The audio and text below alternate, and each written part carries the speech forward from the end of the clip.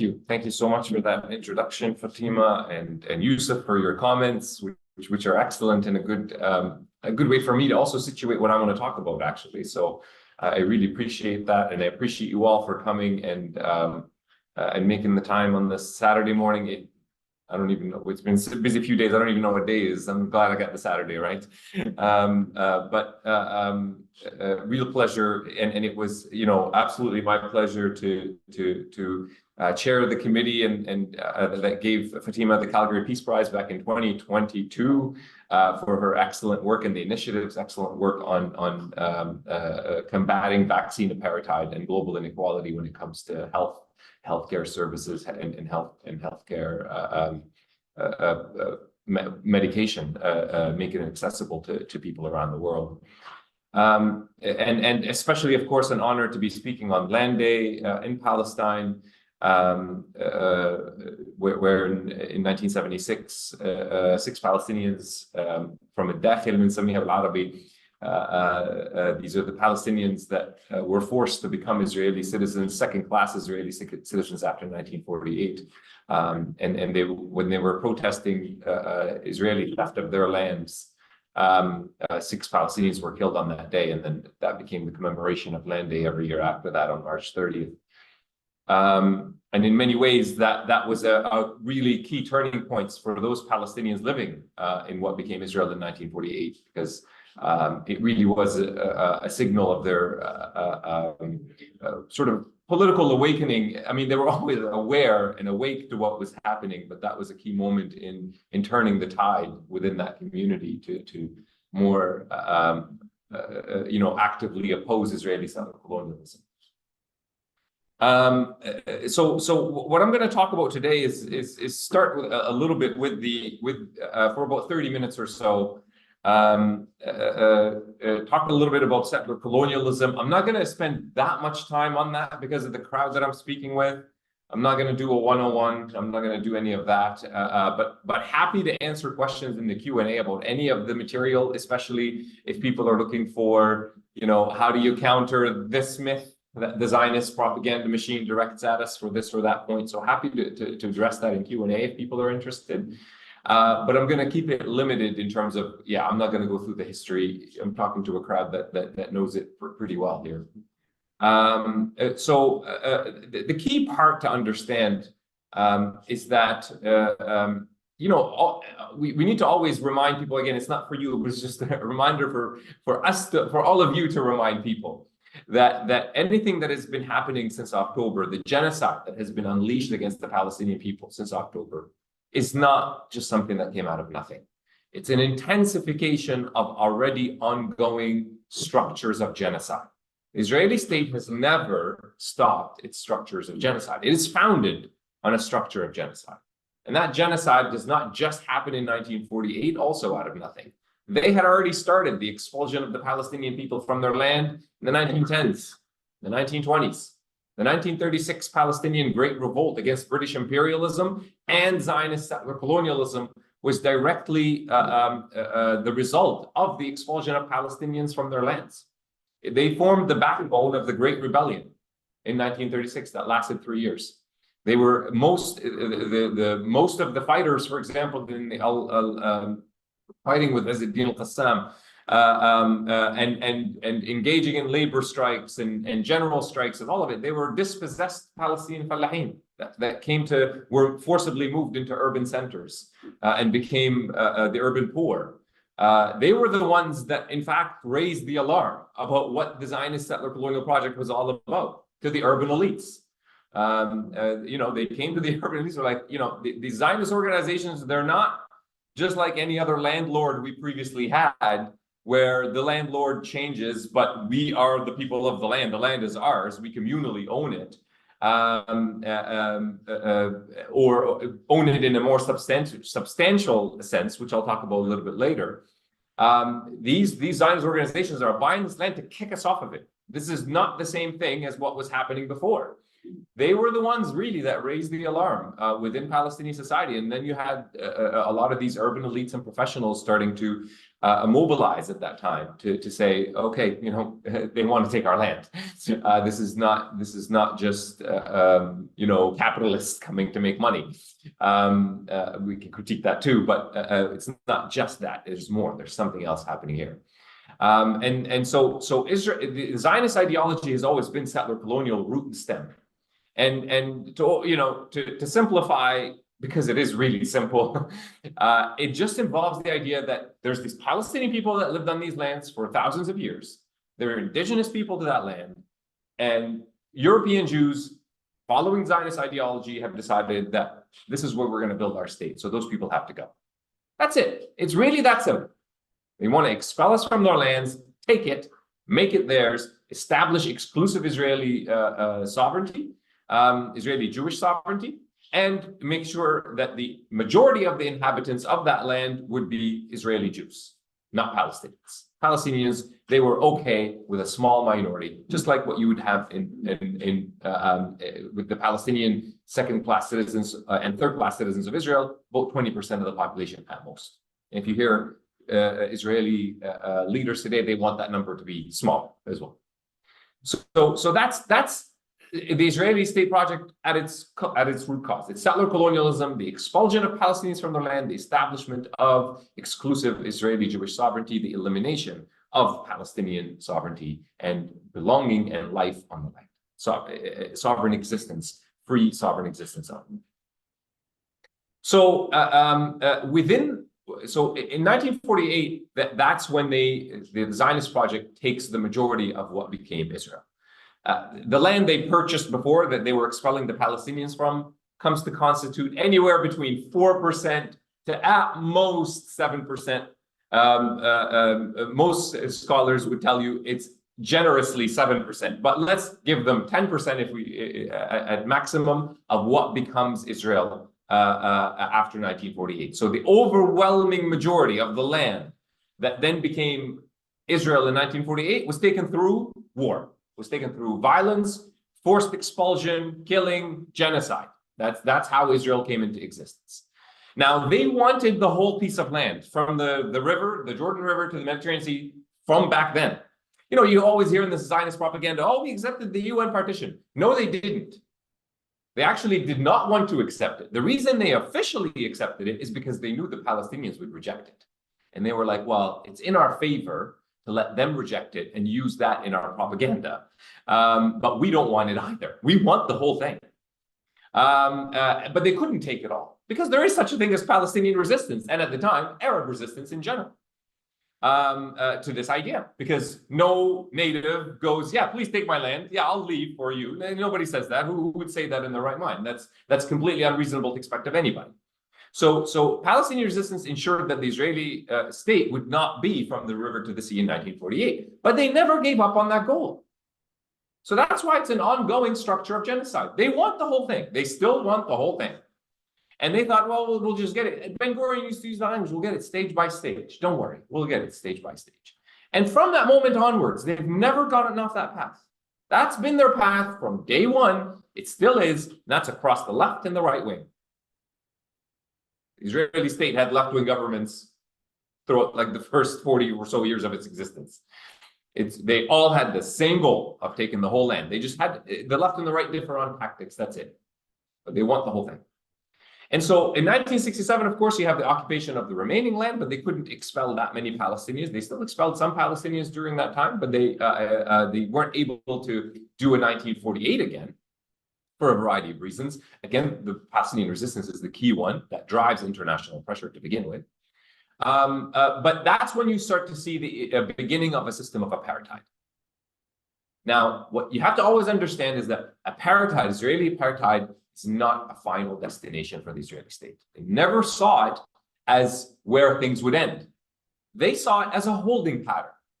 They saw it as a mode of power in which they solidified their 1948 conquest and slowly expand.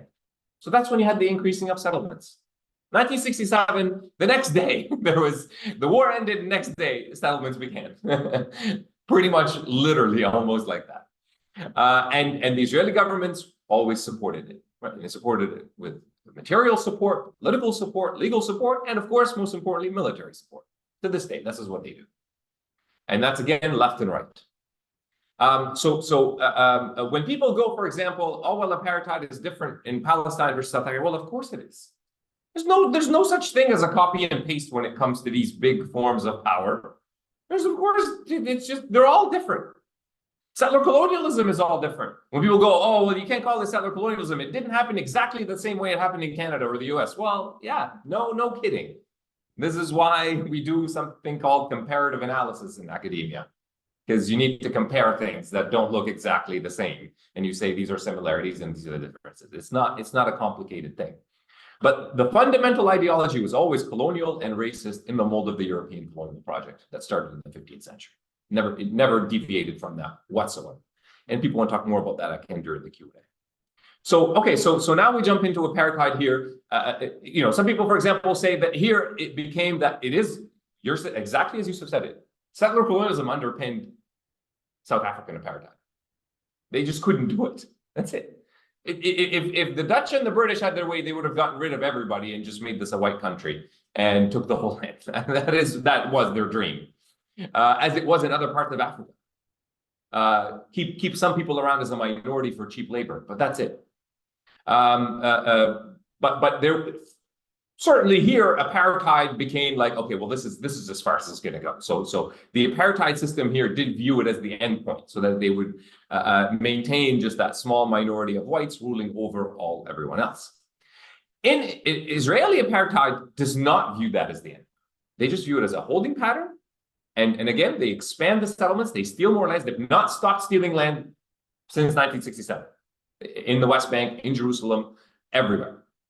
Inside what became Israel from those Palestinian communities, stealing land has never stopped, but they're just doing it 1 acre at a time.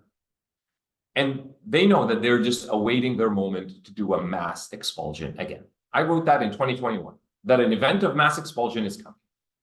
I'm not some future seeing scholar. It's just, if you look at patterns and you understand what the reality is, which is settler colonialism, you understand the level of dehumanization that happens of Palestinians within Israeli state and society, you understand that an event of mass expulsion was coming.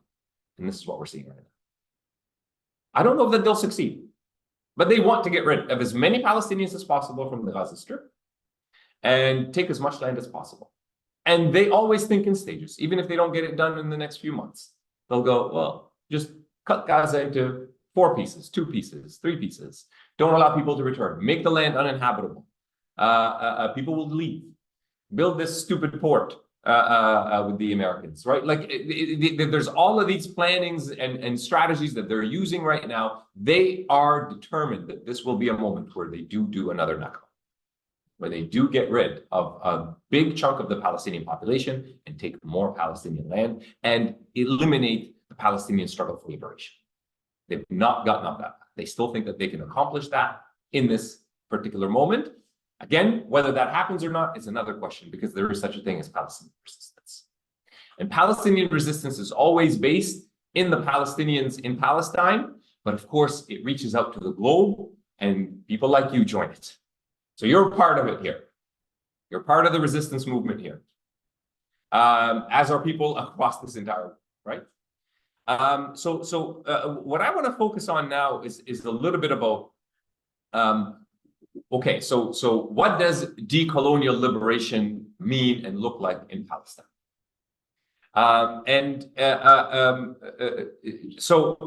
There's a few ways one can approach this.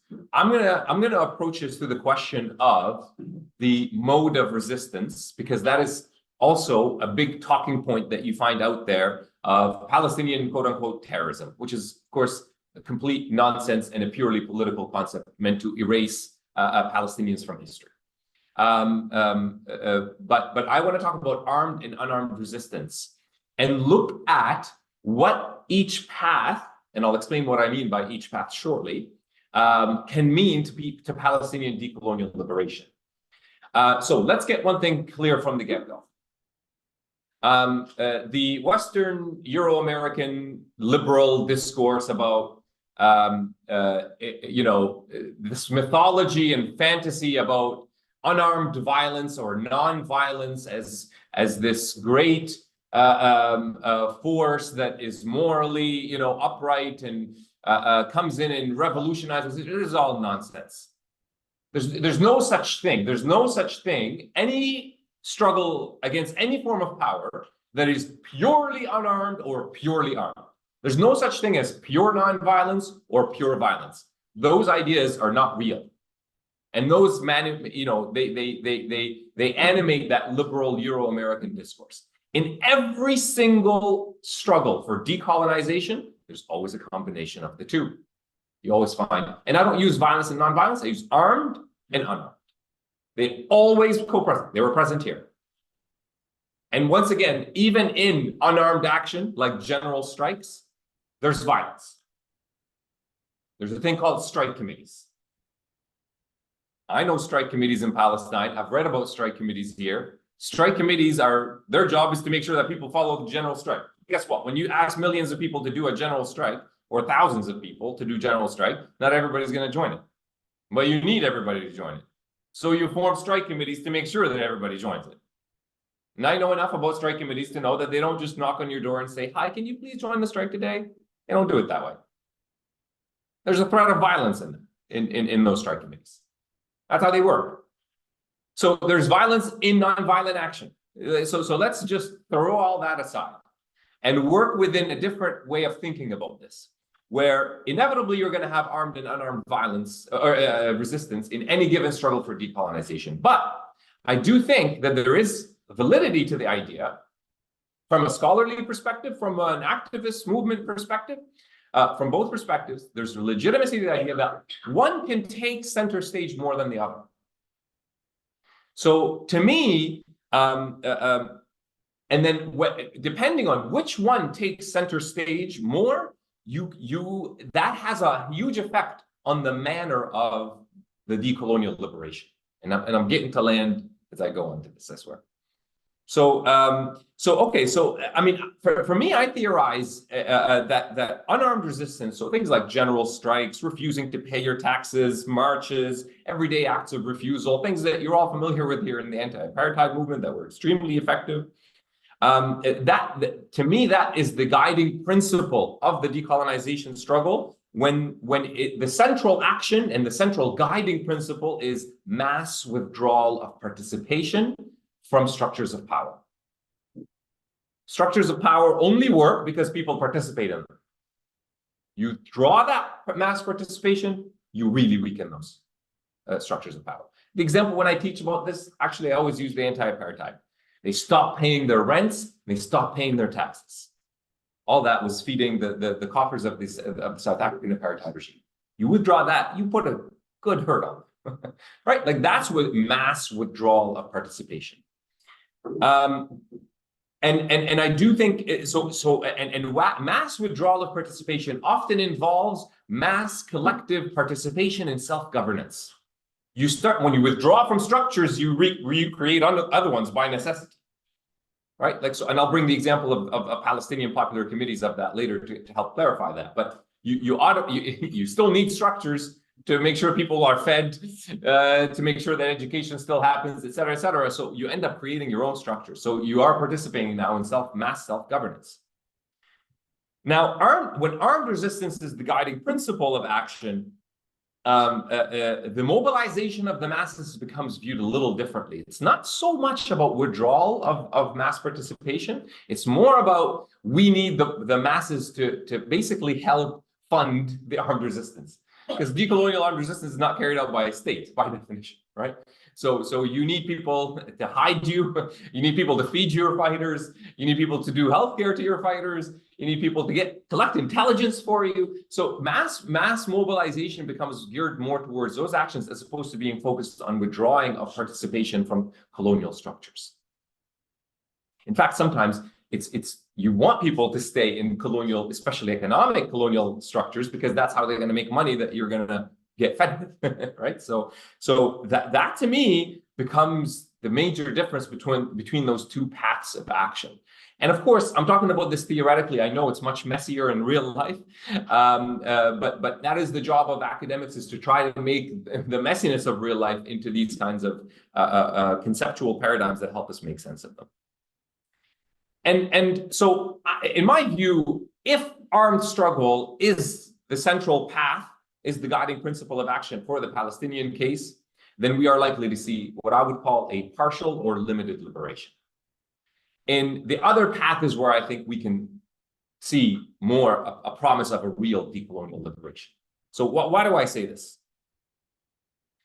The reason why I have my doubts about armed struggle being, and I would, by the way, just a spoiler alert, despite all the attention on quote unquote Palestinian terrorism that you hear here and everywhere around the world, I would make the case that actually the guiding principle of action in Palestinian resistance, when you take it over 100 years, it's largely the second type, not the first, not the armed. The mass withdrawal of participation has been historically.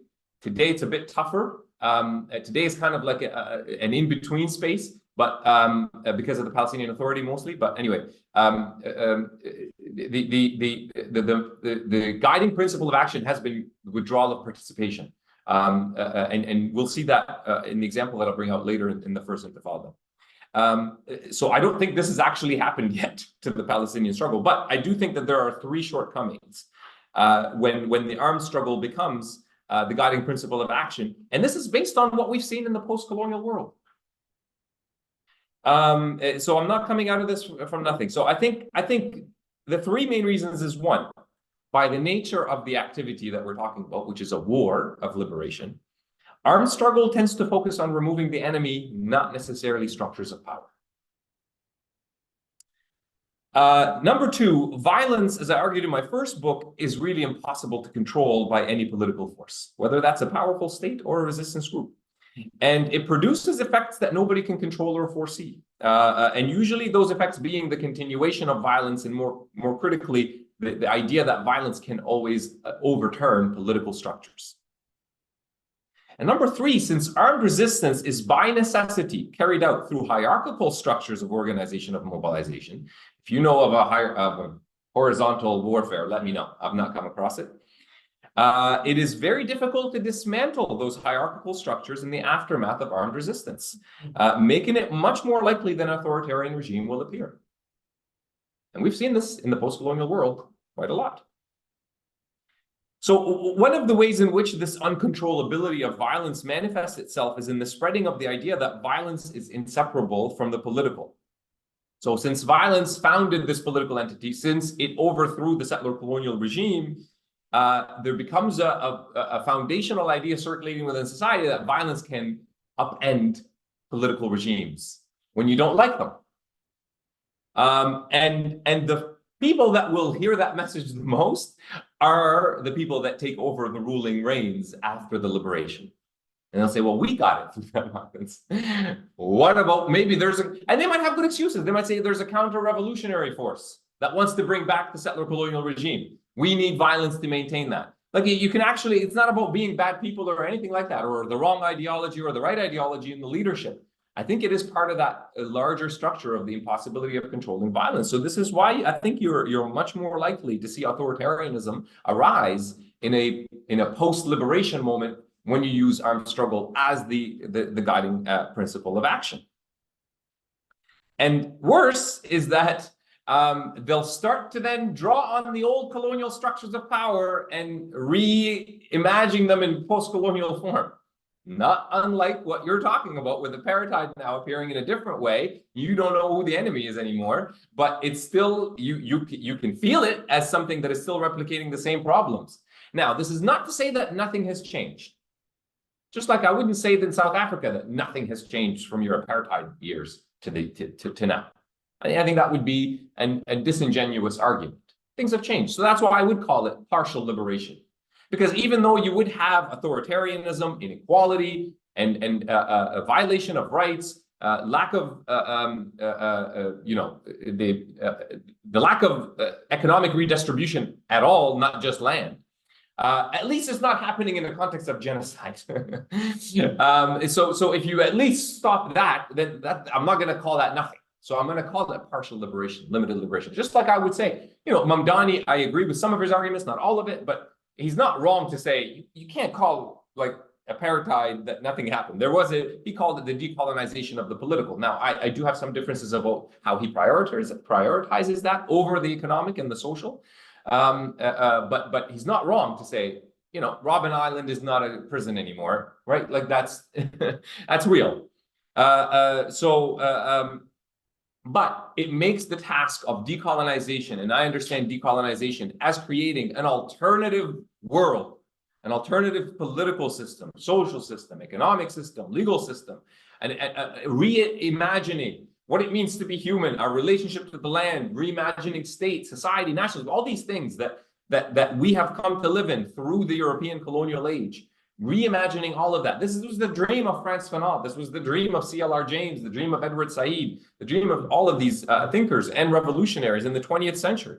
Those who carried out the struggle in the 20th century decolonization struggles, they also imagined that it would create a new world. That's what they wanted. The people didn't sacrifice everything to then be ruled by an authoritarian Algerian regime. They fought for everything and sacrificed everything to be free.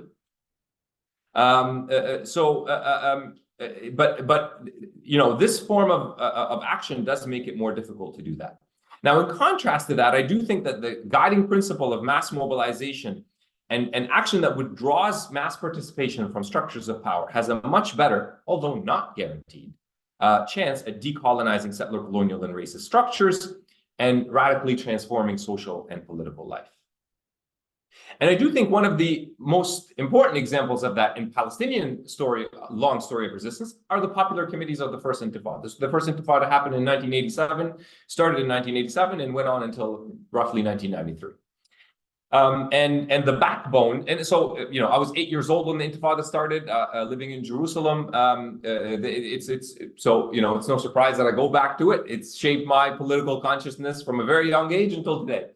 And it's not just me, though. People who haven't lived the First Intifada read about it and also aspire back to it, especially with the popular committees. Because the popular committees basically were the people getting together and actually creating an alternative system of government.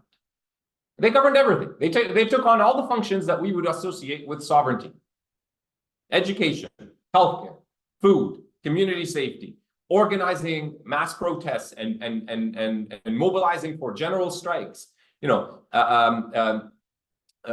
Creating an economy that was actually decolonial, boycotting the Israeli economy and weakening it. Like, all of these actions were carried out by the people on these popular committee levels. And these popular committees existed across all the Palestinian society.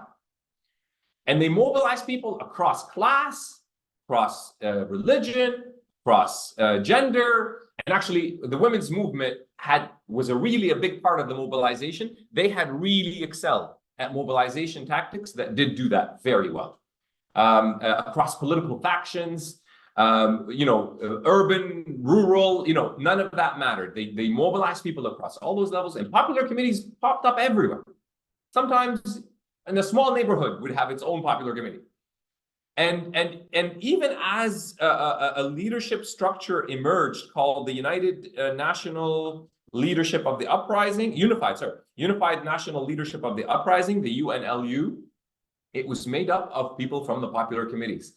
And it never became the centralized authority like you would recognize in the state today that tells people what to do and how to act. It became just a mouthpiece, like just the general mouthpiece for all popular committees. If you read their communiques, especially from 88 and 89, but especially from 88, they never tell people what to do. They just go, follow your local popular committee. Whatever they tell you, and the popular committee is made by you. So everybody gets to participate in their self-governance. And this is precisely what scared the shit out of the Israelis. It was not armed resistance, although violence was used. Armed resistance was used to defend the people, right? Like, so this is what I mean about armed and unarmed was still present. That's why the Molotov cocktails and the rocks did their thing, is to prevent the Israelis from just doing whatever they pleased to people in the community.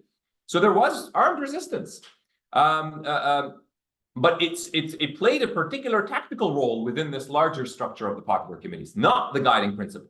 not the guiding principle of action. So the Israelis were terrified of them precisely because they were like, okay, these people have actually withdrawn. Like they're no longer running under our authority. They have their own state, in effect. We can't have that. So it was actually Yitzhak Rabin, the man of peace, quote unquote.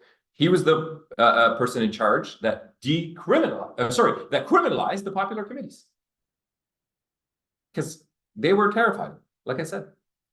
But in the few years where they did flourish, the reason why they continue to be a source of inspiration for the Palestinian people is that they literally showed people the window into an alternative world. They actually lived the decolonized life for a brief moment. 2 years is not that brief, but you know what I mean. In a 100+ year history of suffocation, it's brief. But so this is not the first time they appeared. They were the backbone of the 1936 general revolt and rebellion as well. So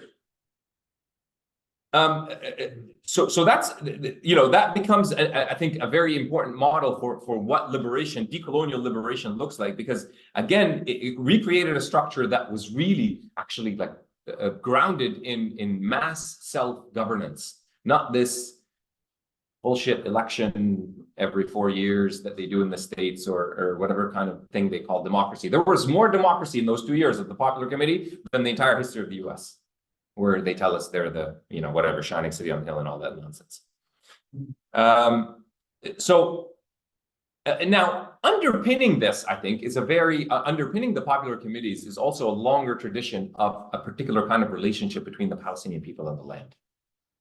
So that's coming to that, and I'll try to end it on that. And maybe I'm already running out of time, so I'm going to put this away because sometimes that delays you having notes, and just speak it. So the Palestinian people, for the majority of their long history, have lived in what you would call communal ownership of the land. Right? Miri was the system, the name given to the system. So. They didn't view land as something that can be objectified and then owned by some capitalist that has never touched the land. Like to them, so this is why when I go back to that example I mentioned earlier of they didn't care who was the quote unquote capitalist owner of the land. They didn't care if it was a Turk or a rich Arab Palestinian or some other Arab or a Frenchman or whatever. They were like, whatever, on a piece of paper, that's the owner, but we're the real owners. We're the live on land. They've never even been here. How can they be owners if they've never set foot on this land? That was and it's a much more substantive and meaningful relationship to the land, right? And they viewed it as this thing that was communally owned, and it didn't matter who the capitalist owner was. It was their land because they were the ones that knew the land. And they thought that, their relationship shows a kind of predisposition to the land where you have this very respectful view of the land. It's not something that can be parceled out and given some kind of economic value. It's the land is life. Land is something bigger than what human beings are capable of understanding. Land is where you had your first child. Land is when you fell in love. Land is the thing that keeps feeding you and giving you water. And land is this, awe-inspiring source of wonderment and imagination and spirituality. And, so land has a much bigger meaning than a real estate thing that you're just trying to make money on. So that was the relationship to the land that they have. Now, how you formulate that relationship to the land has a lot to do with how you then formulate relationship to people. The two are not disconnected. So when you view the land as life and you respect it in that way, then you have a very different understanding of the relationship between you and the other person living. When you view land as settler colonialism does, as this Euro-American nation state mode of sovereignty does, when you view it as an object to be mastered and lorded over, then that's how you view people, as objects that you can also own and be the master and lord over. So you get two very different forms of formulating social and political life here. And therefore, in a decolonial liberation, to me, it has to follow this as opposed to replicate the Euro-American version. Doing some cheap replica of the Euro-American version is not liberation. It's not decolonial liberation. Call it partial limited liberation. Sure, you're not getting genocided, you're not getting enslaved, et cetera, et cetera. Those are not small things. I'll take that over what's happening today. But to call it true decolonial liberation to me is to really build state and society, or if you don't want to call it state, whatever, a structure on this other mode of understanding our relationship to the land and our relationship to each other. So to put it in very practical terms to end, redistribution of land in a communal ownership model has to be done as part of the struggle itself, not something that you do afterwards. Because if you try to do it afterwards, you're going to have the difficulties that you're facing here. It becomes extremely difficult to do afterwards. There's only certain moments in history where you have the ability to really radically transform things. And that comes at the moment of change, not by saying, we'll deal with that as an after issue, like a policy issue later. It's not a policy issue. That's a foundational issue. So the relationship to the land is everything to me. And I do think that to push for a true decolonization of Palestine, it would have to have that as an integral element, from the beginning. That's why Land Day is so important, because it does centralize the most important element here. And we need to ask those fundamental questions about what is our relationship to the land and what does that mean for our relationship with each other. You know what? I will. Let me say this to end it. One of the reasons that the Palestinian struggle speaks to so many people around the world is because they do see in it their own struggles. They do see in it a people taking on an empire. I was going to swear, but I held back. A huge empire. And they see these people without a state, without any economic power, no political or diplomatic power, no weapons of any serious sort, no military abilities. And they see these people insisting on the right to be free after 100 years of facing these most difficult, impossible odds. And I think that ignites something in people everywhere. And of course, people act because they see injustice and they want to do something about it. But it also ignites something deeper. Sometimes it's acknowledged, sometimes it's unacknowledged. And that deeper thing is, if they're doing it, why am I quiet about my own structures of power? Why aren't I facing up to what it is that is oppressing me? If they have the courage to do that, where is my courage? And I do think that is actually what terrifies a lot of regimes around the world of the Palestinian struggle, is that they are terrified of what that means for their own existence, right? So a Palestinian decolonial liberation is not going to be just good for the Palestinians. It will be good for everyone, including, by the way, Israelis who have to de-Zionize to join decolonization. This is not a negotiable thing. If Israelis want to join decolonization, de-Zionize. That ideology is colonial and racist, root and stem. There's a different way they can live on the land with us. But it has to be on our terms, on these decolonial terms. And they're not just our terms because we're Palestinian by culture or ethnicity, it's because we are carrying the decolonization struggle and they're carrying the colonial struggle. So it will be more beneficial for them, but it'll be more beneficial for everyone. And I do think that at this moment, if we want to also expand it into geopolitics, which I think is important to do, a Palestinian liberation will be a major blow to American imperialism. So I know many people will not be moved except for self-interest. I'm not naive. That is their self-interest across the world. Weakening American imperialism is good for everyone except for the American elites. And they're our adversary, so I don't care about them. It doesn't have to be good for them. I'll end it on that point and see what questions you all have. Thank you.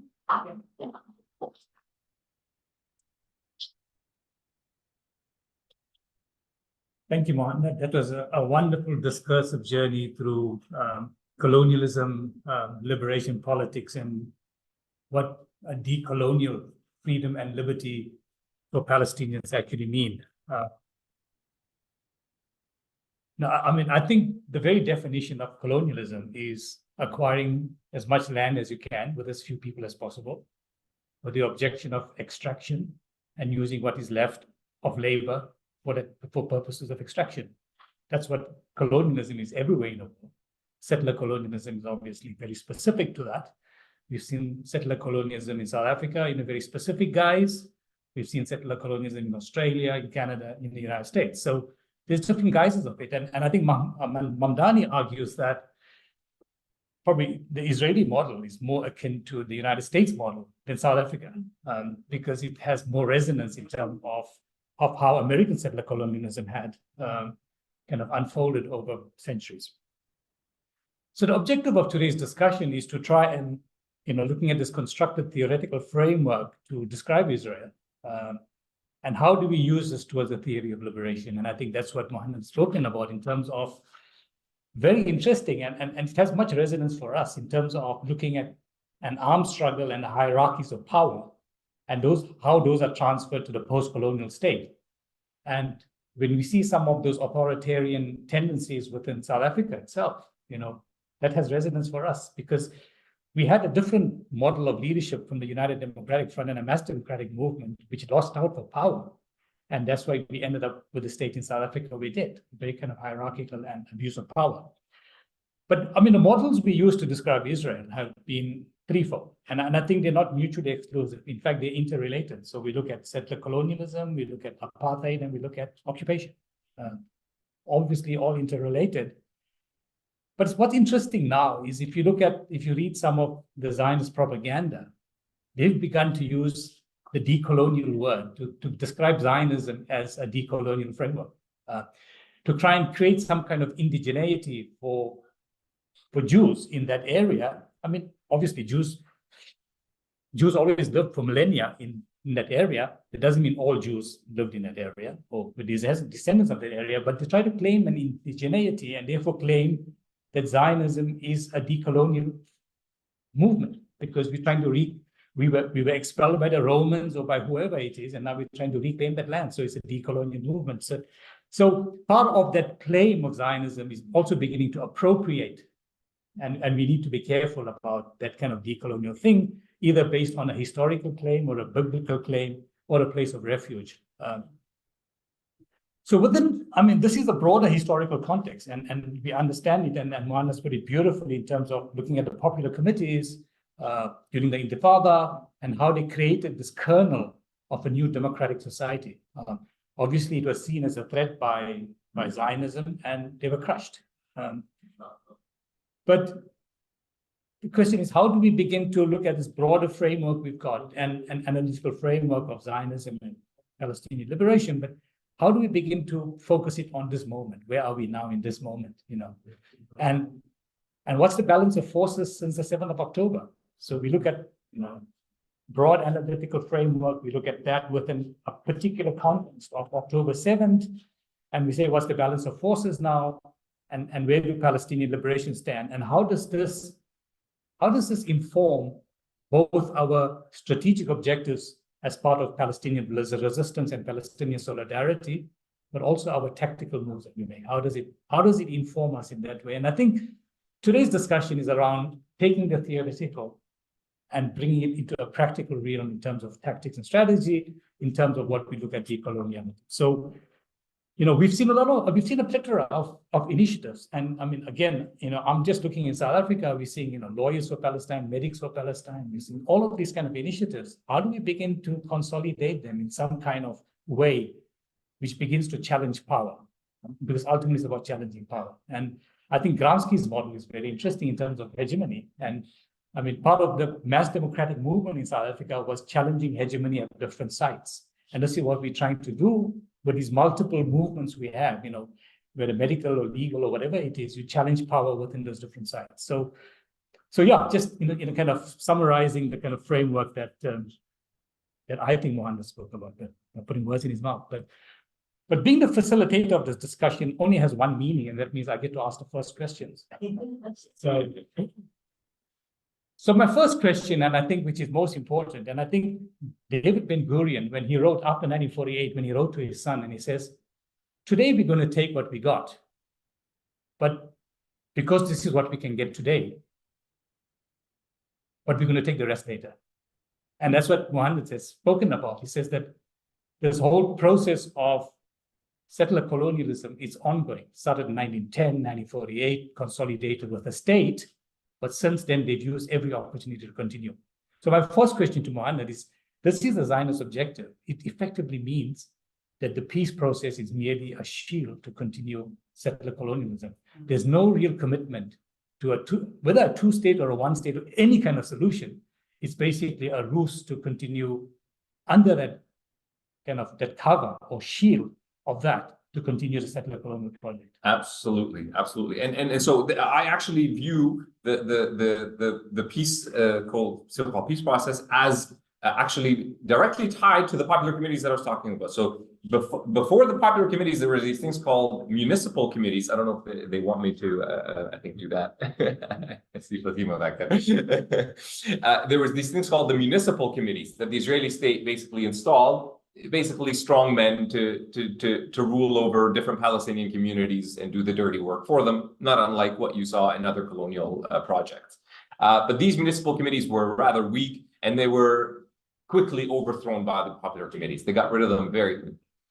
So I think actually one of the lessons that the Israelis learned, and again, it's Yitzhak Rabin again, right? He criminalized the popular committees, and then he's the one that's really guiding the peace process. And what he's doing really is to establish a structure that would be much stronger than the municipal committees, a structure called the Palestinian Authority that would be much harder for the Palestinian people to mobilize against in something like the popular committees.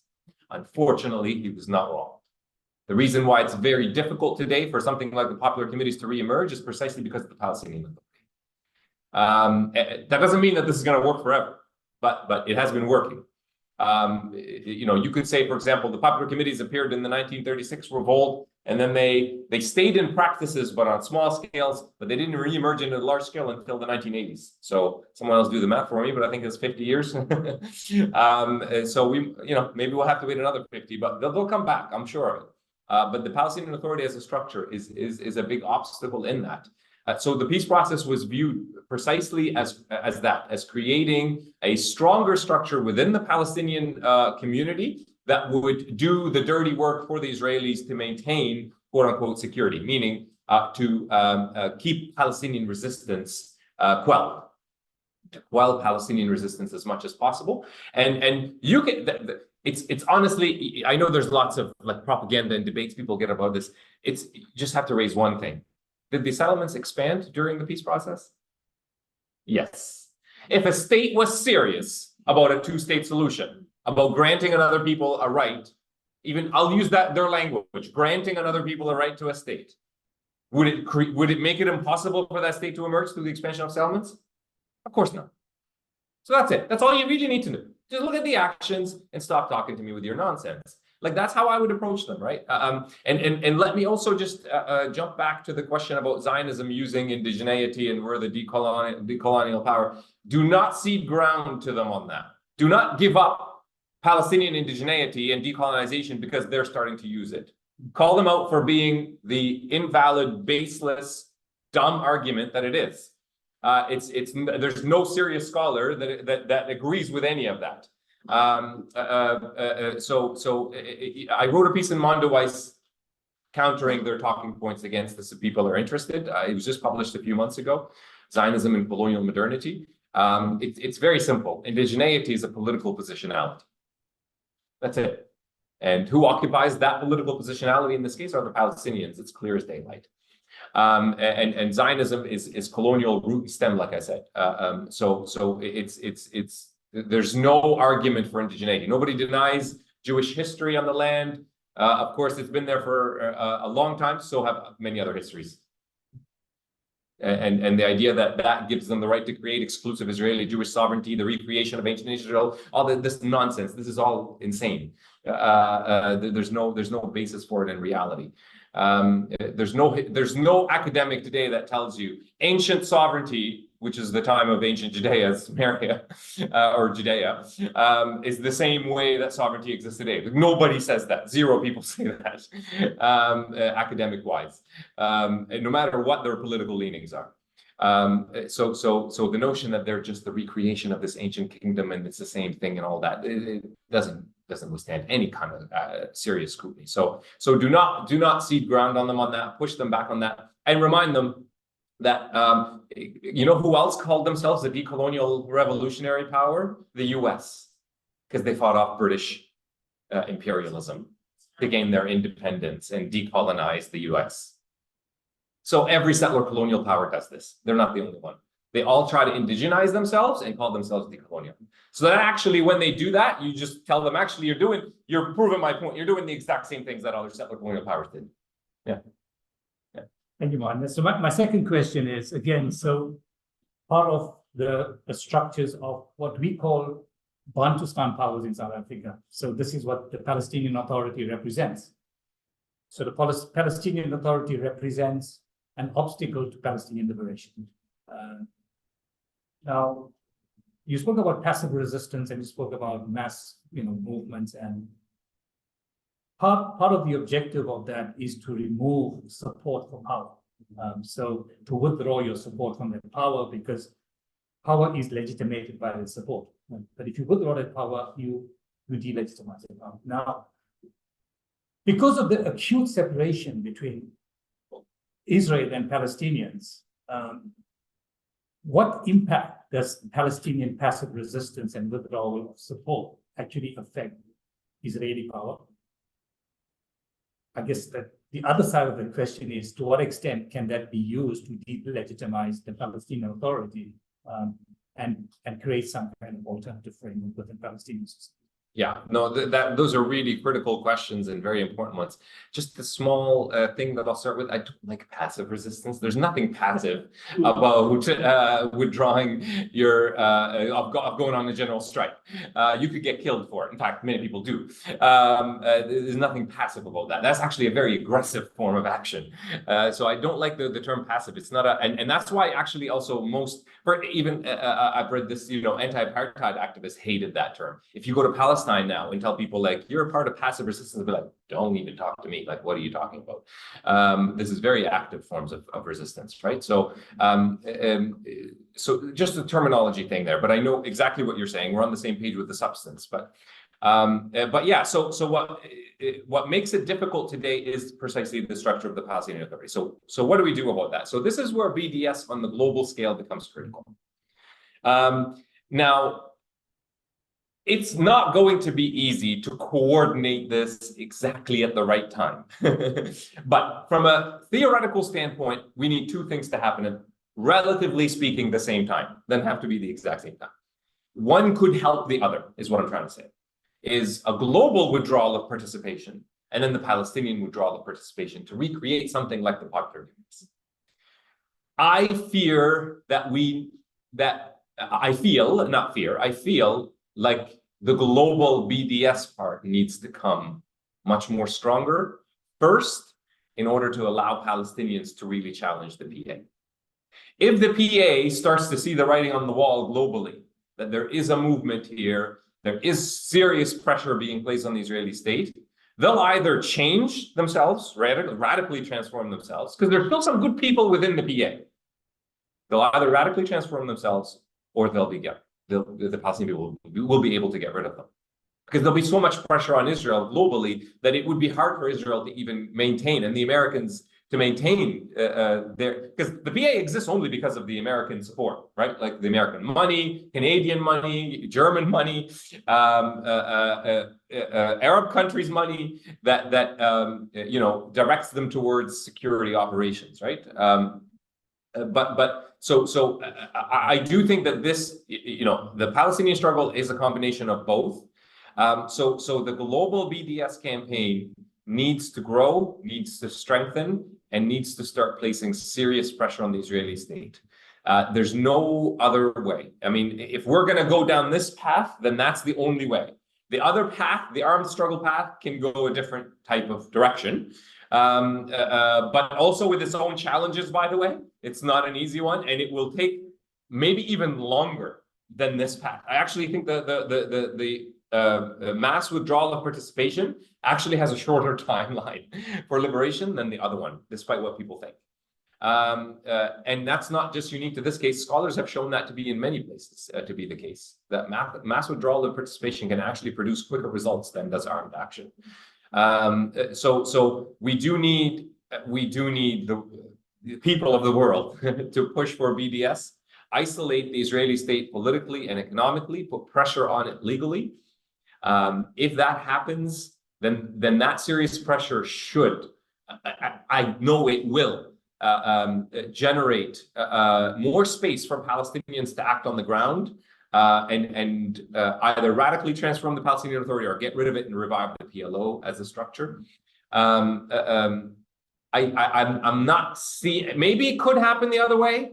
I'm not seeing it. I don't see how that might transpire, that it happens the other way. But wherever you are, either you're working from it globally or whether you're Palestinian working it on the ground in Palestine, the goal is to keep working as hard as possible towards both of those things. And whichever one helps the other get over the hump is great. But that is what is needed. And mass withdrawal of participation needs to happen on both local levels and global levels. And at this point, I do think, some people that say, oh, well, we can't withdraw globally when the Palestinians can't withdraw locally. That's a weak argument. That's not, withdraw globally. Trust me, the withdrawal locally will happen. So that would be my my answer to that. Yeah. My final question, to abuse my position further. So if you look at, part of the mass democratic movement in South Africa was also to create, the kernel of a future government, an alternative framework and model. You created these democratic structures, but you also created what we had, a freedom charter, and saying this is what a model towards liberation would look like. But all its faults and wherever it ended up. But to me, there was a framework that anybody who asked what was South African liberation about, you kind of model it probably on a freedom charter, or you had other charters similarly that came up with these frameworks of this is what we aspire towards in a new future society. The question is twofold. One is, do Palestinians have that kind of freedom charter, what it entails? And secondly, with the fragmented movement, is there any cohesive mass democratic movement which is bringing together different factions within Palestinian political civil society presently? Yeah, and that's an excellent question and an ongoing one. And I know Mustafa Barghouti addressed this a little bit in his talk a few weeks ago that PSC organized. I would say there isn't a charter like that. There are different documents that Palestinians will point to as a guiding post. The prisoners document, Rashid Khalidi talks about it, many other scholars talk about it, and it involved leaders from Fatah, Hamas, and the Popular Front for the Liberation of Palestine, I believe, and others. Is often drawn upon as a document that can be used for unity that is needed. On the political factions level, Mustafa knows about this better than I do. So he talked a little bit, I don't know, Yusuf, would you characterize it a little bit optimistically about it when he was here, maybe? About the prospects for reconciliation, about the factions after the meeting they had in Moscow. I felt that he was a bit more optimistic than not, but that is no longer the case. I saw him in Al Jazeera not long after he gave that talk. He didn't sound so optimistic then. It's not looking good on that level. Honestly, what worries me more is talking about unity and maintaining it on more the civil society level. One of the things that the Israeli state has done effectively, unfortunately, is the fragmentation of the Palestinian people, isolating them from one another. Palestinians in Gaza versus Palestinians in the West Bank, different parts of the West Bank, and then Palestinians in East Jerusalem, and then Palestinians inside 48, and Palestinians in the diaspora, Palestinians in refugee camps within the West Bank, Palestinian refugee camps within Gaza, Palestinian refugee camps in Lebanon. And we end up all having different experiences of oppression. And that does have sometimes, it creates some internal tensions, not going to deny it. And you know, we always acknowledge it. Like I'll tell you, you know, I grew up in East Jerusalem. Sure, my life was you know, to someone born and raised in Canada sounds like a very oppressed life, and it was compared to them. But to us in Jerusalem, we're like, well, it's nothing compared to what kids in Gaza have to go through, even at that time in the 80s, before the siege, or kids in the West Bank, whatever. It was, but then, and we always looked at kids, and I say kids because I was a kid. So it's not just kids, like other people thought the same. But you know, we'd look at Palestinians who were Israeli citizens, and we think they're a different creature. Like I would look at them very differently as a child. Like going to a restaurant in Jaffa with Palestinians working and owning the restaurant still felt like I was, you know, in the land of the and in the space of the oppressor, right? Like I know it wasn't the Palestinians oppressing me, but like they felt too much part of that world. So these things are difficult, right? Now the Unity Intifada that happened in 2021 was a good reminder for all of us scholars, especially who have gone down the path of thinking that fragmentation has actually worked and it's like over. And a good reminder to all of us that the Palestinian people do still see themselves as a united people, still aspire towards that, more importantly, and can still work across their different experiences to formulate a united front. So that's not, the Israeli state has not been 100% successful. They've been successful, but not completely. But I do think that more work does need to be done on the ground in Palestinian activism, in Palestinian organization, mobilization to work across some of those differences, because that's really important. Yeah. Yep. There's an article I read recently. We spoke about one of the unique features was what they call politicide, that it's fragmented the political kind of entity of Palestinians into so many different fragments that it's difficult for Palestinians to have kind of a single kind of political framework to operate from. So this is a deliberate tactic by the Israelis to do that. And it makes it fragmented and more difficult to organize. Absolutely. And no coincidence that the prisoners' document came out in a prison. Yeah. Where all the political factions are experiencing the same thing. So probably that's the only place of unity. Yeah. Prison. Okay, so I'm going to open the question up to the floor, and I'll take the first questions from the chat. Hassan Mohammed asks, Israelis busy importing workers from India and other countries. Does this undermine the ability of Palestinians to have impact with this withdrawal of labor? Yes. So this is where there are some important differences between anti-apartheid tactics here and anti-colonial tactics that the Palestinians can use. The regime here was much more dependent on labor, was much more dependent on collecting taxes from here. Like I said, rents, all of these things. Withdrawal of people's participation on a mass scale from this regime here had a much more powerful effect than the Palestinian withdrawal of their participation. Now, Palestinian withdrawal of their participation can still have some effects. It's not that weak either. Especially if you get Palestinians inside 48 to also participate in that. You know, there's a lot of Palestinian doctors working in Israeli hospitals, for example. So it's not without its power, but that's why I think it's critical to combine it with global BDS.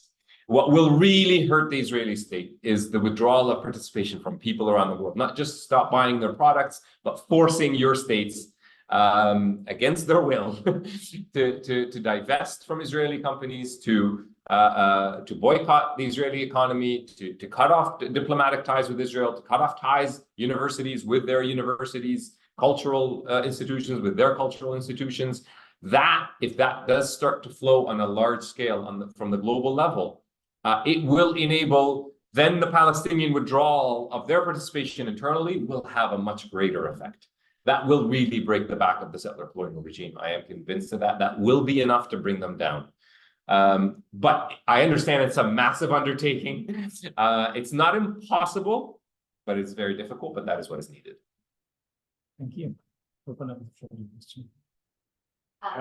Thank you so much. Should I say that? Siham, it's wonderful to meet you, and thanks for the talk to move back to when I studied sort of these studies and safety things. My question is really about what I have noticed, at least anecdotally, as a joining of the conversation of Indigenous struggles and post-colonial struggles, especially on social media. And I really think the tipping point happened around George Floyd's protests, and the solidarity that was shown to the BLM movement by Palestinian activists in Palestine. And then also with the Unity Intifada the next year. With the generational divide that we're seeing in social media between those who support Zionism and those who are fundamentally anti-Zionist and pro-decolonization, do you think we're seeing the beginning of the end of Zionism as an ideology? Yeah, thank you for that question. So Ilan Pape, I'm sure he'll say this on Sunday at Islamia College as well, because he said it in Doha and at a conference that I was at. He's saying it everywhere. This is the beginning of the end of Zionism. I try not to get too much in the prediction game. It will fall one day. Nothing this unjust lasts forever. It will fall one day. It's just a matter of how. We're going to go either this way, the armed way, or this way, the sort of withdrawal of participation way.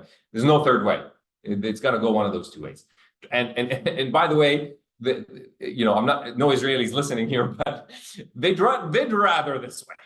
This way is not going to work out very well for them, but it will happen. It's inevitable. I do see some fundamental transformation in younger generations on these questions. Yes. And it's not just the feeling that I have. I'm actually talking to a lot of Palestinian activists in Canada. Some of them born and raised in Canada. Actually, the majority of them either born and raised in Canada or immigrated there at a very early age from other parts of the Arab world, not just from Palestine. When I ask them the question, do you see Canada as a multicultural liberal democracy or do you see it as a settler colonial state? There's no hesitation. I say a colonial state, of course. And I say, oh, did you always think that way? I said, no. So something drastic happened there. But like the answer is not, they're not qualifying it. They're not going, well, it was settler colonial, but then it wasn't, and we're trying, like they don't do that. It's a very strong, I don't like Canada. and everybody's giving me that response so far. Something is shifting. And where that shifts to is difficult to ascertain at this point, but there are more people today whose political consciousness is being shaped by this genocide. And that has effects that nobody can predict. You are seeing more people associating the different struggles together. They are seeing themselves in the Palestinian struggles I mentioned. They're seeing their own struggles in it, and the Palestinians are seeing their struggles in others. Like these Palestinians in Canada that are like, when I say, okay, so have you ever joined Indigenous protest, for example? And they're like, I haven't. What if there's one tomorrow? I'll be there right away. So something is changing for sure. But these things take time. And you don't know exactly how it's going to end up. So it needs to be continuously nurtured, developed. Don't just assume that this is happening and then you go, here I'm talking to the committed. We're not enough. We need more. We need more people. A lot of people are joining the Palestinian movement right now. We need to keep them there. We need to keep them motivated. We need to keep them engaged. We need to educate them. One of the things that I continuously try to do whenever I speak at protests in Canada is remind people, I want you to remember how you're feeling right now. And when 2 years, 3 years down the line, because the Israeli state, the American empire right now are going, in a couple of years, they'll forget. They'll move on. We can weather the PR storm. So we can't let that happen. We cannot let that happen. So I say that in protest, like, remember how you're feeling right now. Don't forget that feeling. Come back to it when there's a lull. This is a long-term struggle. We still got a long way to go, unfortunately. It's not going to happen tomorrow. I wish. It's not going to happen next year. I wish, but I don't think so. So we need to keep people motivated. We need to keep people engaged, educated, and but there is something that is happening. So if a political consciousness is transformed and being shaped by this, that's not easy for PR techniques to get rid of. But we need to still also take it on ourselves to continue to make sure that doesn't happen. Yeah. Thank you, Shyam. I mean, the important thing there is that we also see Palestinian struggle as part of a broader intersection struggle. Yes. And we need to link it with local struggles. So to me, that's part of critical to our own movement building in South Africa. In terms of a collective consciousness and a program on land day, would you accept that the unity of the land is a non-negotiable amongst Palestinians, and that is what binds everybody around here? And I think it's a very important point to be emphasized. It's strongly the unity of the people and the unity of existence around that. I'm a bit, what you described in the first part is what we used to call non-collaboration in South Africa, and the boycott as a weapon of struggle and non-collaboration, not becoming instruments of your own oppression, as happens in India and as happened here. And I think that's a very sound. I mean, the dummy councils collapsed because there was no participation in South Africa. The tricameral collapsed because there was no credibility and participation. The current, I don't know what the current PA legitimacy is in terms of people supporting it, but I guess it's very, very low. Yes. And that needs to be decreased. But the idea that the PLO in its current form can spearhead being the sole legitimate whatever, You're right. and excluding everybody else from it, Right. and being so participative in the collaboration in the security apparatus of Israel, you may want to rethink an approach along those lines. My dilemma with your talk. Can you get to your question, please? He was about to get to it. Shorter than yours. I'm sitting in the chair. Your colonial idea around the usufruct of the land, people coming back to the land in a similar kind of ways as it was before. Do you think it's a bit idealistic and doesn't take into account the strong vice grip that finance capital has on the way things are done in this period? So, okay, so in the context of Palestine, I actually think that the Israeli state does us a favor. About 93% of the land is state-owned or owned by quasi-state agencies. And the reason that Israel has always done that is because they don't want a free market capitalism to then take away the land away from Jewish ownership, right? Like, so actually they're against like free market capitalism and financialization of land, precisely because, well, then a super rich Palestinian can come in and buy a whole bunch of it, and all of a sudden it's owned by a Palestinian or a Saudi or whatever, but it's not Jewish anymore. So because of that, the state owns so much land. So actually they're doing us a favor in this moment, in that particular space, to actually allow for communal ownership, because we're starting from, quote unquote, technically, if it's state-owned, it's communal ownership. So they actually, that major obstacle which exists in many other places is not really there. So that's why it has a realistic chance of working if you do it right from the beginning. And then, of course, I would assume, let's imagine this moment coming. I assume the first thing the Israeli state would do is try to sell off that land to privately owned individuals, and then we would just say, well, we don't recognize any of that, any such sales at that point. But that gives it hope to work there. And if it works there, then you never know what domino effect that might have elsewhere. And I'm not an expert enough to speak about how that's going to happen now in India or here or Algeria or any of those places. But I would hope that then that gives a model for those people to try to adapt to their own context and advance that form of communal ownership. So I actually don't think that in the particular case of Palestine, there is an opening for it that doesn't exist in other places, thanks to Israeli state's racism. And then we'll get to that one, but just from the first one, what was it that I say? So I would still distinguish between the PA and the PLO. Now the PLO is dead now. It doesn't. So when I say revive the PLO, it would be to revive it in its kind of more 1960s form, and that's where most people on the ground that want to overcome the Palestinian Authority, they talk about reviving the PLO in its older 1960s form, where it was democratic. And of course, it would have to be entirely democratic, include everybody and be participatory. So the idea of excluding Hamas from the PLO has to be dropped, et cetera, et cetera. So, but that's what I'm talking about. Now, the PA itself is not reformable. Yeah. So this moves currently to reconstitute and reconfigure the PLO. Yeah. There's been initiatives in Madrid, in Istanbul, in Antalya, in Moscow. We spoke about Mustafa Barghouti. So there's kind of Palestinians are kind of trying to revive the PLO in a completely different form. So as you say, separate from the PA. So really that's on the horizon. Separate from the PA in the desire to replace the PA. But this is going to be tough. It's not going to be easy. Yeah. So, Question.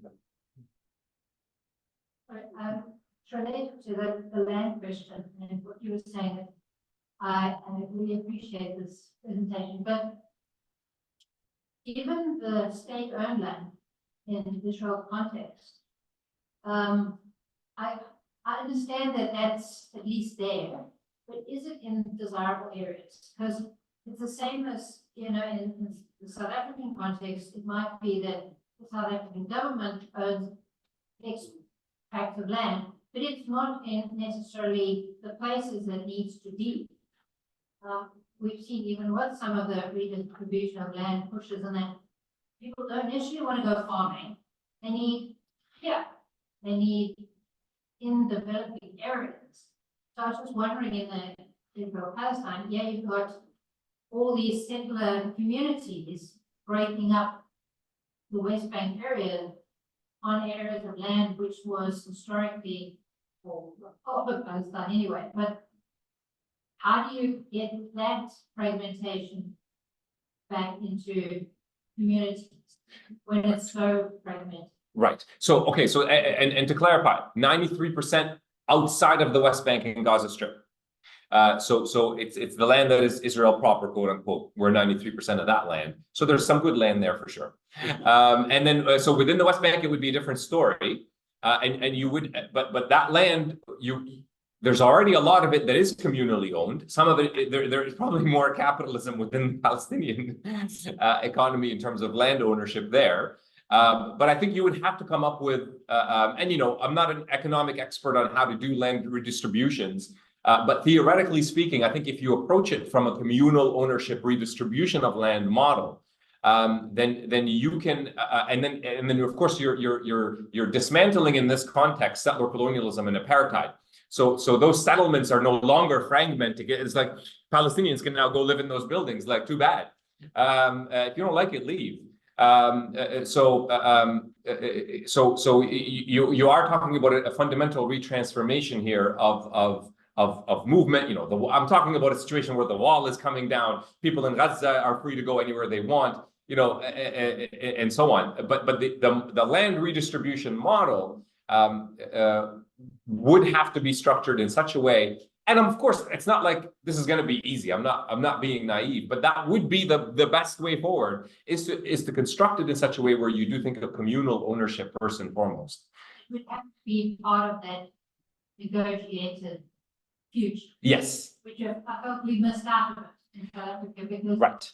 Political freedom came without the additional that would be a demand of the you know, a demand of the liberation struggle that this will happen, and the Palestinian right of return is non-negotiable in that as well. Yeah.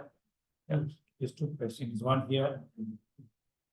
Yeah, in the context of BDS, which I found very interesting in your talk, there's two aspects. There's the state BDS and there's the private BDS, and they've both got extreme difficulties in the rest of the world. For example, in America, how are you going to persuade the American government to adopt boycotts? But you could persuade perhaps millions to adopt a boycott of McDonald's. South Africa, it's even worse because how do you persuade 90% of the population to boycott McDonald's and KFC, et cetera, But is the chance slightly better in a country like South Africa to get the government to do something about BDS, to boycott material supplies, weapons supplies, whatever? Right. Yeah. So excellent question. And so, as you rightly pointed out, so there's you know, state boycott and then civil society institutions as well boycott, and then there's individual boycotts, like you stop buying Israeli products, right? Like, so that one's the easiest one to get people to follow. Things like McDonald's, by the way, they call it an organic boycott on the part of the organic boycott list. It's not directly part of the BDS official list of companies. It's more putting pressure on companies to stop doing business with Israel, like by making an example of Starbucks and McDonald's, and a few other places like that. Now, in places like the US, I think they come last, honestly. I do think that a global BDS on the level of states has to be started in the global South. What I argue is that it has to be a coalition of states from the global South. So for a country like South Africa, for example, I don't think that they're sitting there worried too much about what the economic impact would be if they stopped all economic relations with Israel tomorrow. I think they could survive that. They could weather that storm. It wouldn't even be a major storm from an economic standpoint. But what their fear is the American punishment. That's what they fear. So do many other countries in the global South. So Indonesia, Malaysia, I mean, those are officially already on boycott. You know, they don't have any economic ties, but they don't come out and sever diplomatic ties or, Indonesia, Malaysia technically don't have diplomatic or economic ties with Israel, but like they don't like if you ask them to come out and say voicefully now, like that's, you know, we will never do business with Israel, they said no, the Americans won't be too happy about that. Other countries that I think would join, like Ireland would, if they weren't afraid of the punishment from the US. Canada with the right government would. The right government would want to do it, but they would never do it because of the punishment of the US. They would never be able to withstand it. So what I think should happen, Brazil is another example. What I think should happen is that countries from the global South should get together and do that boycott together. If you have Turkey, South Africa, Brazil, and then you add a bunch of others in there, those are the three big ones, really. These are big economies. The US does a lot of business with all of them. The US depends on you too for a lot of things. They don't want to cut off ties with you in South Africa. They don't want to cut ties with Turkey. They don't want to cut ties with Brazil. If those countries get together, form a coalition, get other countries to join them, it would be hard for the US to punish them all. That could get the ball rolling. And that could, in fact, then place real serious pressure on the Americans to then themselves do something. But that's how I see the BDS global sort of chain reaction happening. It has to start somewhere with a coalition. It won't be that big, but if it builds momentum, it can actually become a real global force that would have serious material effects. That's from what I understand, that's why some of your universities don't want to cut ties, because they're afraid of what American universities will do to them, not because of what they're afraid of Israeli universities. Again, there is strength in numbers, there's safety in numbers, and it will always be incumbent on civil society. We're a people power movement. That's it. We don't have diplomats, certainly not from the PA, to come and do this work. So it's incumbent on people to push their institutions to follow this path. The world has witnessed ongoing relentless compartmentalization. There is a global feeling for the plight of the Palestinians and the anti-Zionist feelings. Given the BDS, what seems to be a global BDS movement and what's been called for, I think in addition to that, one needs to emphasize the need for a free Palestine from the river to the sea. And that, I think, would give meaning to what decolonization should be about. Because two states, whether you have a Palestine state and an Israeli state side by side, is not going to work. It's like getting the lion to lay down with the lamb, and you think both of them will be at peace. So, and that particular emphasis, I'm not seeing that come through clearly in what people are saying, what academics are saying. We've got a big push by the NATO imperialists for a two-state solution. And they are determined to bring that about in whatever form.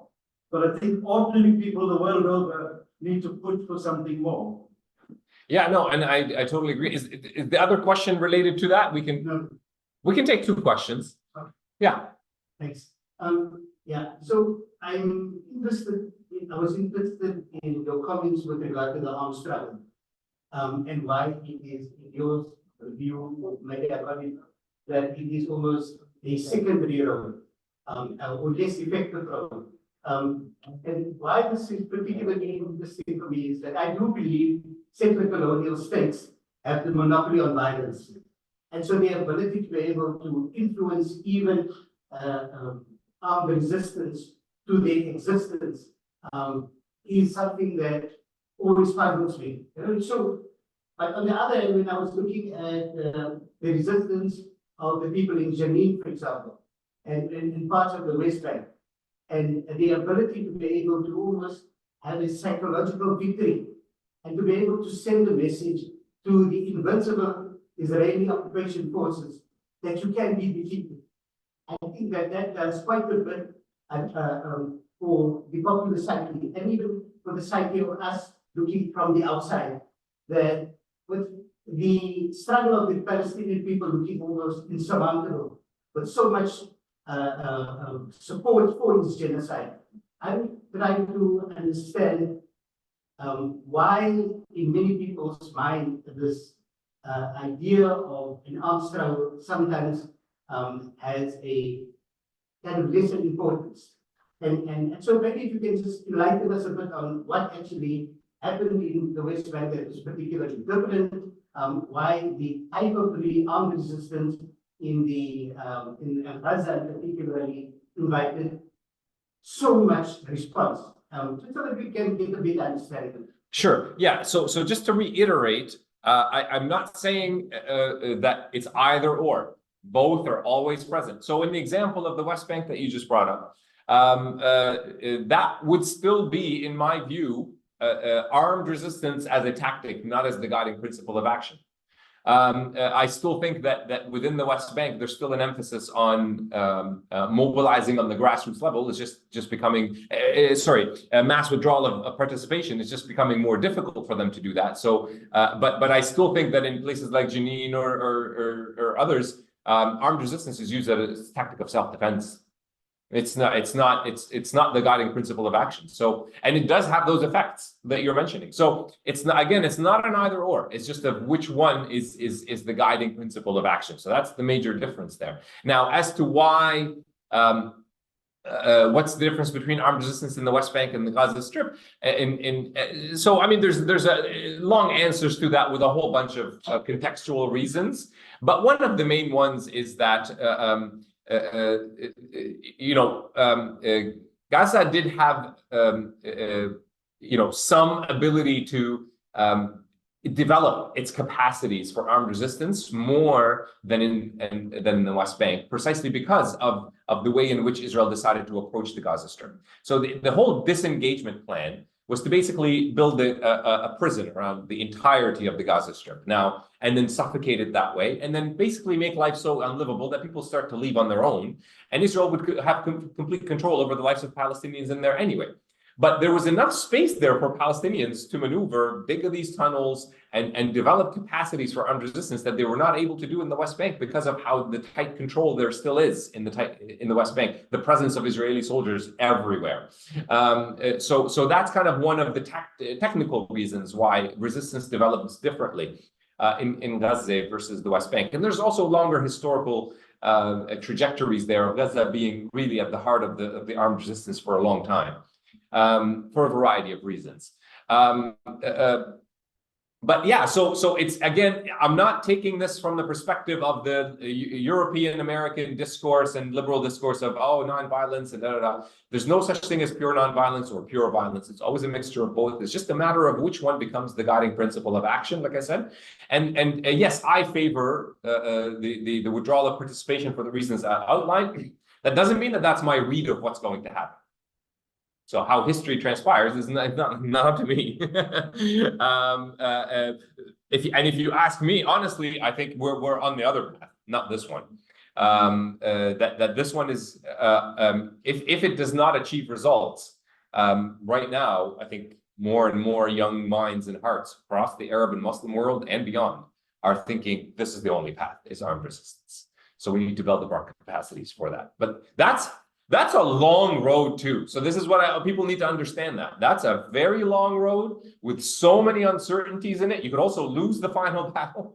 And if you win it, then I think you'll have the consequences that I outlined. And in terms of your question, so I think it's important for us. So I, of course, agree with you. But I think it's important for us to understand that there's two different kinds of two-state solution out there in the international community. There's the European and American and Israeli one, and then there's the rest of the world one.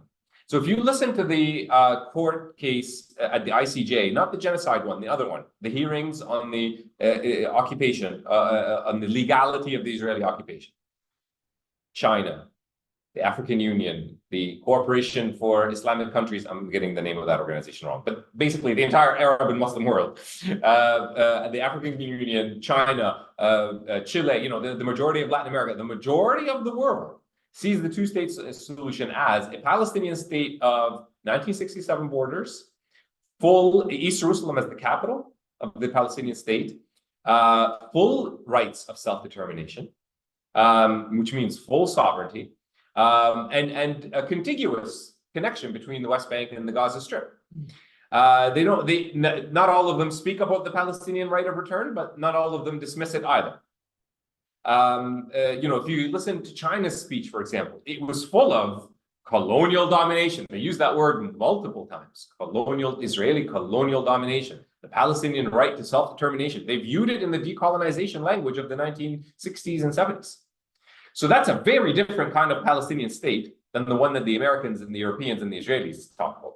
The Israelis now are just giving up the pretense, and they're saying no Palestinian state, zero. Not going to pretend anymore.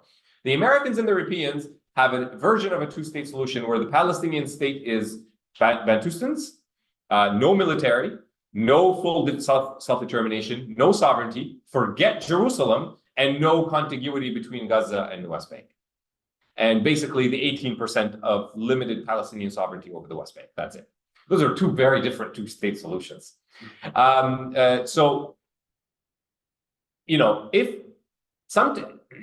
Sometimes I do think about it this way. The one that the rest of the world is talking about, if it actually happens, especially if it adds the Palestinian right of return, I would view it as the first step towards exactly what we're talking about, which is the one-state solution. So it's not an either or, but that's not what the Europeans and the Americans are talking about, nor the Israelis. So that we need to fight tooth and nail. I'll take the other one over what we have now, if that is the best we can get, and then we move continuously after that to bring about what we really want, which is decolonial liberation across the entire territory. Did you have a quick follow-up? Yeah. Sorry, I'm sorry. I've got. Oh, sorry. Okay. Oh, okay. Okay, I've got. We can do it afterwards. I'm going to do two more questions. There's two questions online, which I'm going to combine into one question. What are the role of multilateral institutions, considering their impotence in terms, not impotence, but I guess the structure in terms of the veto that was exercised by the Americans, for example? What's the role of these multilateral institutions like the ICC and the United Nations going forward? Yeah, I mean, look, I've argued this for a while. All of these paths, we should have different people, pursue them, trying to force change through them. I'm not against that. That should never be the general framing of the struggle. The general framing of the struggle is the people power movement from the aspirations of the Palestinian people on the ground. That's what is always the guiding principle of everything that we do, not what some legal court tells me is my right. But we use those courts, we use those institutions, we use them to advance BDS. So there's lots of stuff, for example, in the ICJ case that we can use to push for global BDS. That's already working. A university in Canada, from all places, University of Montreal, the Faculty Association just passed a motion declaring a boycott of Israeli institutions. Now, it's just a faculty association within one university. I get it. But they use the language of the ICJ quite a lot. They're like, well, it's a genocide. There's plausible case of genocide. We're not going to be part of that. The very weak arms embargo that Canada passed in Parliament not long ago used this the languages of these court proceedings. So we live in a world where I can scream and shout it. You can scream and shout it on the ground. We do that in the street. I wrote op-eds calling it a genocide back in October. But it's one thing to do that, and it's another when a court like this says it. It just has more influence. It has more power. It has more ability to convince people to change within those institutions. So I say we use what is good in those. We never let them be our guide, but we use what we can from them to advance the cause. But don't wait for them to be the source of the change. They're not going to be, but we use what happens in there to force the change.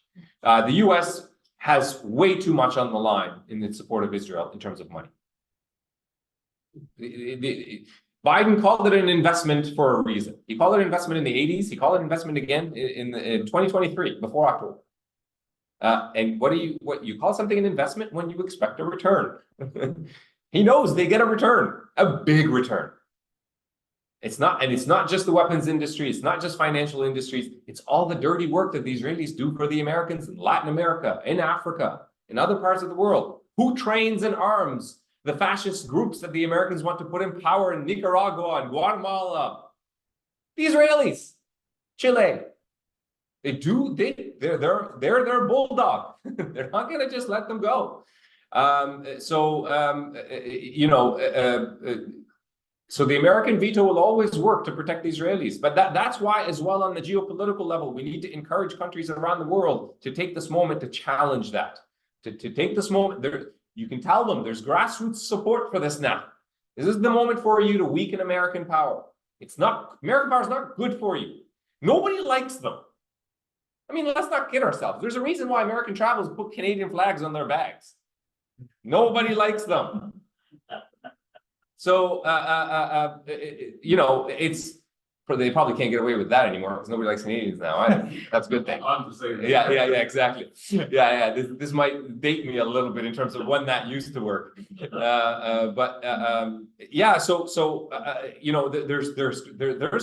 a lot of grassroots support for these kinds of actions today in states in the global south. I don't know what they're waiting for. This is their chance to challenge American power. They're becoming as isolated as the Israeli state is. We've got time for two further questions, two last questions. Faisal.